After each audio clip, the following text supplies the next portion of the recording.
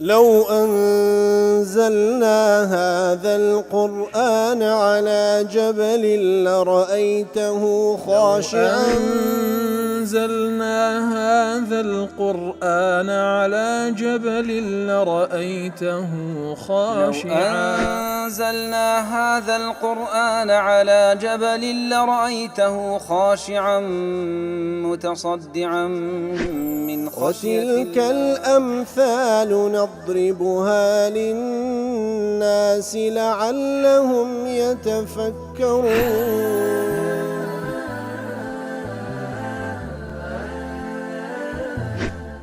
الحمد لله والصلاة والسلام على رسول الله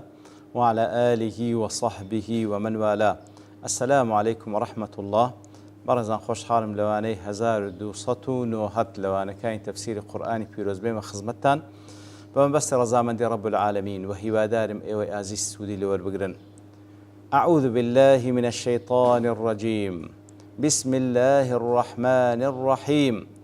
فبدأ بأوعيتهم قبل وعاء أخيه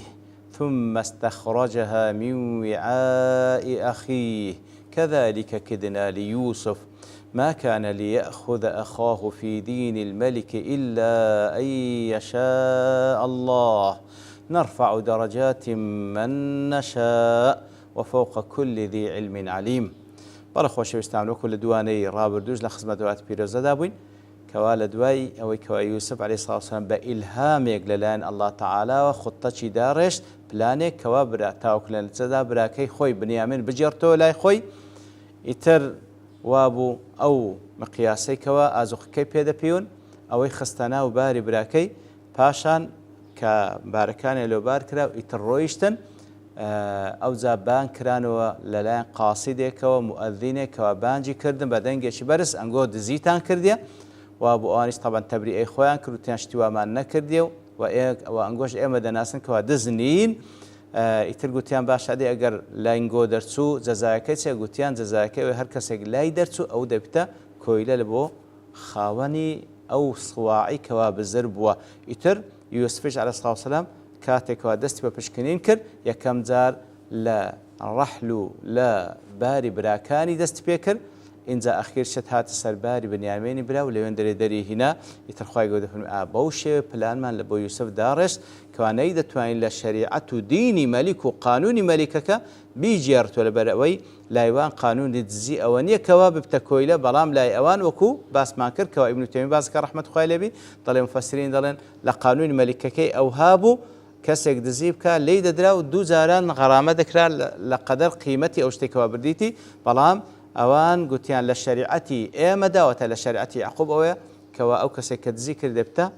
کۆیلە و غولام لە بۆ ئەو کەسەی کەوا دزی لێکرایە. ئیتر خوای گەورە دەفەرمێ ئێمە بەو شێوە پلانمان لە بۆ یوسف داڕێش کە نەیدەتوانی باش قانونی مەلیکەکەی بیجێڕیتەوە ئیلا بە مەشیئەتی ئەڵڵا تەعالا نەبی کە وەکو بەو شێوە لەوانەکانی ڕابردوو باسمان کرد. اینجا خوای گەورە دەفەرمێ نەرفع دەرەجات من نەشاء أي نرفع من نشاء درجات بالعلم النافع ومعرفة الطرق الموصل إلى المقاصد الحسنة كما رفعنا يوسف. ئیتر خوای گەورە دەفەرمی هەر وەکو یوسفمان بەرز کردەوە ئیتر هەر کەسێک مەبەستمان بێ ئەوها بەرزی دەکەینەوە بۆی کەوا علمێکی بە سوودی پێدەبەخشین و هەروەها ئەو خیبرەی پێدەبەخشین کەوە ئەو ڕێگایانە بگریتە بەرد و ئەو هۆکارانە بگریتە بەر تاوەکو بگاتە ئەو شتانێکەوە مەقسوودن مەبەستن طبعا مەبەستی شەرعی وەکو یوسفمان بۆ شێوەی بەرز کردەوە. دیارە بە چەند شێوەیەک ئەو ئاتە بە چەند قراءە خوێندرێتەوە قراءەی دەرەجاتین بە تەنوین نەرفع دەرەجات من نەشاء واتە نەرفع من نەشاء دەرەجات في العلم على غيره واتە ئەوەی کە ویستمان لەسەربی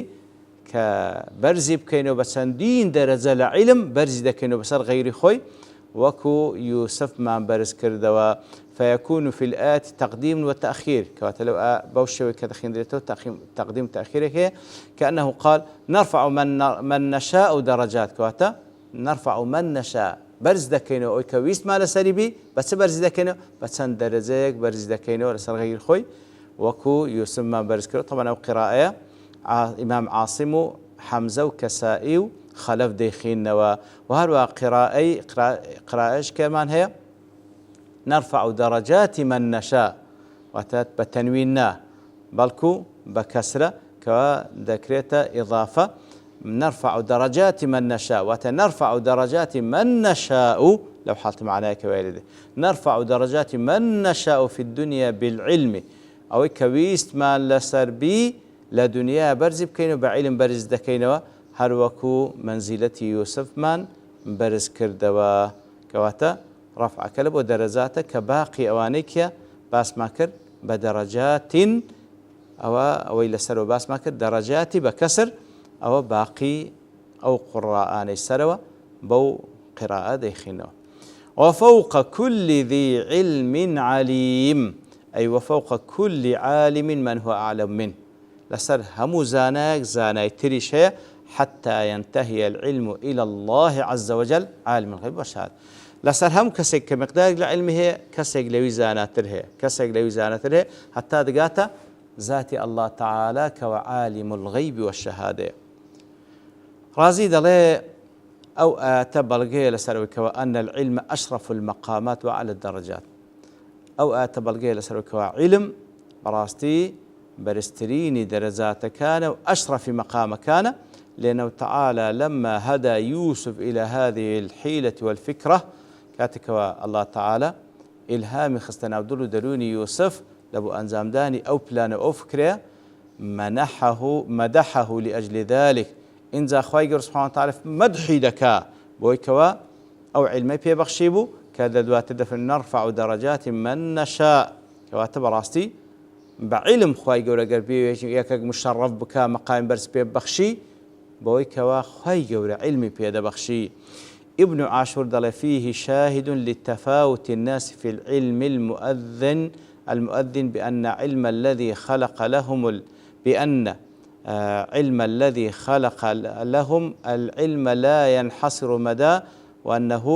بأن العالم الذي خلق لهم العلم لا ينحصر مدى وأنه فوق كل نهاية من علم الناس كواتا دفرمي وآتا بلغير سرويكا خواهي قورا بدرجات علم بخلشي دا بخشي إتر علمي خوشي سبحانه وتعالى ببيه كوتايا هيت حصر ناكري بدرجة كان كوالا سروي علمي همو كاسيكا سبحانه وتعالى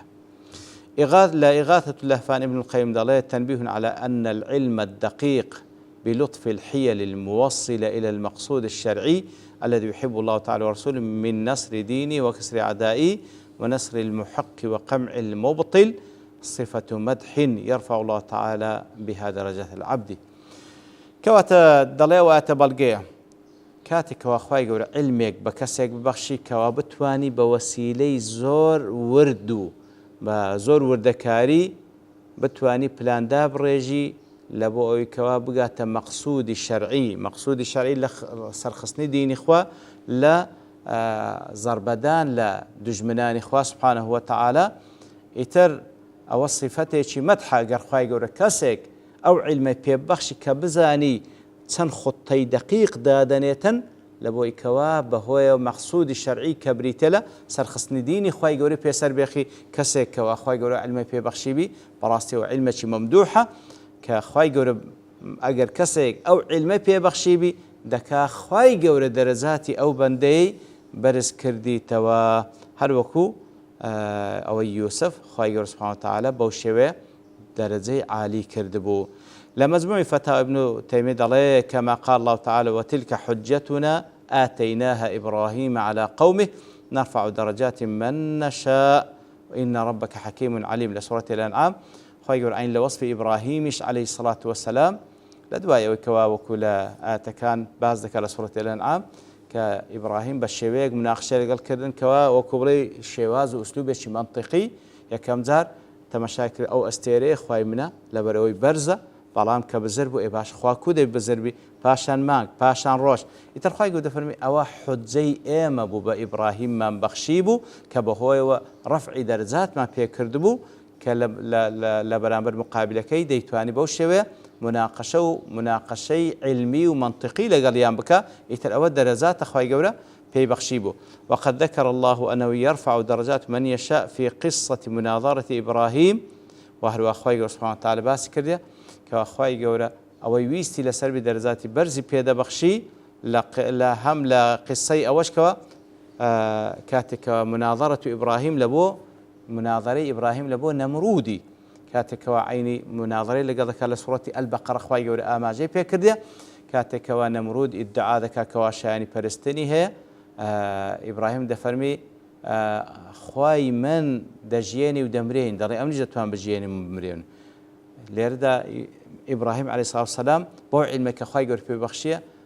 دەستە دەرەجەک سەروتر بۆی کەوا دەڵێ خوای گەورە سوبحانەهو وتعالە خوای من ڕۆژ لە مەشریقەوە دەینی دێ ئەگە تو ڕازەکە تو خوای ئەتو لە مەغریبەوە بهینە فەبوهیتە الەذی کەفەڕ کەواتە عینی دەرەجاتی بەرز بە ئیبراهیم بەخشی بوو لەو مناظەرەی و هەروەها فی قسەتی احتیالی یوسف وهروە لەو قسەی کەوا وەکو کەید و پلانێک کە خوای گەورە خستە ناو دڵ و دەرونی یوسف کە توانی بەو ئوسلوبە و بەو پلانە بتوانی براکەی خۆی بجێڕیتەوە لە دژی براکانی تر ولهذا قال السلف بالعلم نرفع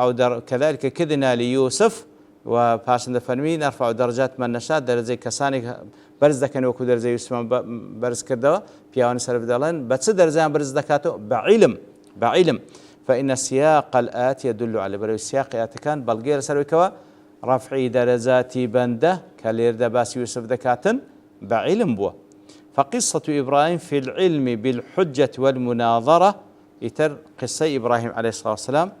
بهنانوي حجة بمناظرة لقل مقابلكي لدفع ضرر الخصم عن الدين دبيني قصة إبراهيم عليه الصلاة والسلام لقل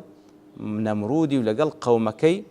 بو حجة ومناظرة كخواي قول بو حجاني بي بخشيبو لبو كوا زياني أو كسي كمخاصم ودجات الدين دكا لدين بدوري بخاتوا ولقصة يوسفش في العلم بالسياسة والتدبير لقصة يوسفش لما شارك خواهي قوله بلي برز كريتو ويكوا بتشيوك دتواني سياسة بكا وخلشي بريوبا وتدبير أمور ولاد بكا لتحصل منفعة المطلوب تاوكو أو كوا مطلوب داوكرا وبدز بينيتن بهوي أو علمي بي بخشة فالأول علم بما يدفع المضار في الدين تماشاك بإبراهيم بخشرة عليه الصلاة والسلام لو علمي مناظرة وأنا تاوكو أوي زرارة لدين دوري بخاتوا أوي يوسف عليه الصلاة والسلام علمك لجلب المنافع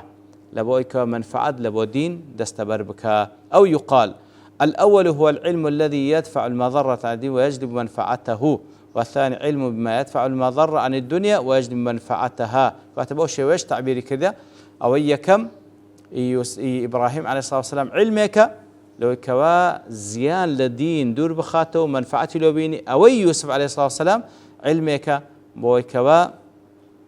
أوي زيان لدنيا أوي زيان لدنيا لبو مسلمانان ولبو عبادي خواهي قبل سبحانه وتعالى بدور بخاته وبفيت سوانا وش منفعتي يعني لبو دستبر بكا وياخذ ضلب التعبير يشيدك قصي إبراهيم في علم الأقوال النافعة عند الحاجة إليها ضلي أوي إبراهيم كوا زيادة المحاجة ومناظرة خواهي قبل علمك في بخشيبو كوا لخلال قولك أو حجاني كوا ديهنا وبزمان كنافع وبسود بوكاتك وحاجتك واي بيوز ذكر بلام ليوسف عليه الصلاة والسلام في علم الأفعال النافع عند الحاجة كواتا أوي إبراهيم لأقوال كاني بو خواي قولة أو بابلين حجة بيبخشيبو أوي يوسف عليه الصلاة والسلام لأفعال كاني بو بلاني كوا بعملي أنزام دادا لكاتي بيوز كوا تند بسود بو فالحاجة في جلب المنفعة ودفع المضرة قد تكون إلى القول وقد تكون إلى الفعل كواتا بدس هناني منفعات دور خصنوي زرر وزيان زاروا بقول دبي وكوي إبراهيم عليه الصلاة والسلام زاروا بفعل دبي وكوي يوسف عليه الصلاة والسلام هردو الشان هللان خواهي قوريه سبحانه وتعالى بليت اللدواء وكوي يوسف عليه الصلاة والسلام بوشيوية بو بلاني كخواي قوري إلهامي خستنا ودولو دلوني تواني براكي خوي بجياري توا لا خوي وببي اوان هستي بيبكن كو بلاني كدا رشته لير ذاك كشف بو او صواع او مقياس لا يبن يامين درتو لير ذا اوان ديسان جهري خويان رشد يعني او حق ديك اللي ضل يعني برامبر بيوسف بەرامبەر بە بنیامینی براشی دیسان ڕشتیان وەک خی گەورە لە ئاەتی دواتر باز دەکات بەڵام لەبەر تەوابوونی کات دەوەستین بە پشتوانی الله تعالى لەوانەی داهاتوو دێنەوە خزمەتی. وصلى الله وسلم على نبينا محمد وعلى آله وصحبه أجمعين وآخر دعوانا الحمد لله رب العالمين. لو أنزلنا هذا القرآن على جبل لرأيته خاشعا أنزلنا هذا القرآن على جبل لرأيته خاشعا أنزلنا هذا القرآن على جبل لرأيته خاشعا متصدعا من خشية وتلك الأمثال نضربها للناس لعلهم يتفكرون